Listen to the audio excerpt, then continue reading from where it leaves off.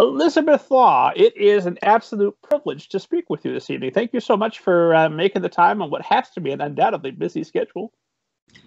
Thank you. It was a really hectic day today, but who isn't having a hectic life right now? Yeah, I've been homeschooling all day and doing 20 other things. Yeah,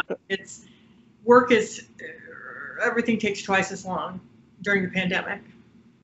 There's no just sticking your head over somebody's cubicle and asking a quick question and getting it handled, or, poking your head in somebody's office and bouncing an idea off them. Everything takes steps. You've got to do, I'm assuming, messages and Zoom meetings all day long? Yep. And I typed out what I thought was a very short and very clear email about something. And I'm going to say this publicly, designers I knew never read. They're so visual. But I didn't realize production people, as soon as I brought up the book, instead of reading it, they were like, wait, that book's not coming out till, and I'm like, I said that in the email, anyway. So there's a lot of, not everybody is a natural at communicating over email. Maybe we in editorial and the readers are good at that, but it takes a little extra work. Oh, I think, just speaking from my experience, that I am also bad sometimes with email. I'll read it and then forget it a moment later. If more than an hour passes after the time I read it, I'll have read 20 things since then. Well, right. That's easier when you work in an office, because you can just actually get stuff done really quickly. It's the whole point of an open plan office, I think, is you can yell over the wall at somebody, get an answer, and move on. So are you completely remote at this point? Yes. New York City publishing in general is completely remote. I know most of the biggest houses have announced they're not going back till at least January. At Holiday House, we're working on a plan where people who would like to go to the office can go on a rotating schedule.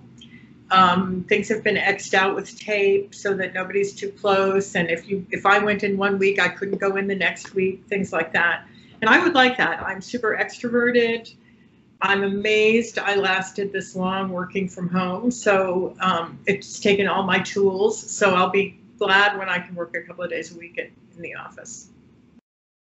Hopefully sooner rather than later, knock on wood and all that good stuff. Yeah. So usually the best place to get started is what I try never to do, is to summarize your biography with you sitting right there, because I'll get it wrong and we'll both know I'm wrong, and it'll just be awkward. Yeah, and I like to talk about myself. The one thing about my career that's slightly unusual is that when I was in high school, the librarian in my town, which was Belmont, Massachusetts, she and I founded a children's book discussion group. So every other Wednesday we met. There were books that were assigned that we would share copies of, and then we would talk about them. And this was the late 70s. And so it was a time when there was a ton of money in library marketing, and libraries had money. So we would read all these books that had gotten raves in the Horn Book and the Bulletin that were very, some of them were enormously influential. The 70s was the time when YA had just exploded. The Chocolate War came out, and we debated whether a book, for people who don't know, the Chocolate War was really the first young adult or children's novel that didn't have a happy ending, and it was groundbreaking for that. So anyway, I was in this children's book discussion group because I love children's books, and I hadn't stopped that when I started reading books for adults. So when I went to college at the University of Chicago, at that time they had library school. And Zena Sutherland, who was the reviewer for the Bulletin of the Center for Children's Books, taught a children's literature class. And I took it, and she would just recount all these anecdotes. And she talked about having lunch with Ursula Nordstrom, the famous Harper publisher, in 1965. And that Ursula Nordstrom told her that she was going to quit her job when Where the Wild Things Are didn't win the Caldecott. Just like, that damned Inch by Inch by Leo Leone is going to win. And I remember like holding on to the side of my chair and thinking, this is where I belong. Like, let this happen to me. I thought until Zena's class, I thought I'd be a librarian or a teacher because I knew I loved children's books. But when Zena told stories about publishing in New York, I could really sense a fit for me. I knew I kind of liked business. I knew I was very comfortable in New York City. And I loved the idea of being in the action of creating the books. So I graduated from college. I moved to New York and slept on somebody's, like on a twin bed in a living room that was behind a screen, and applied for entry-level jobs. And I started at Viking Children's Books. And I was trained by the great legendary editor, Deborah Brody, and Regina Hayes was the publisher.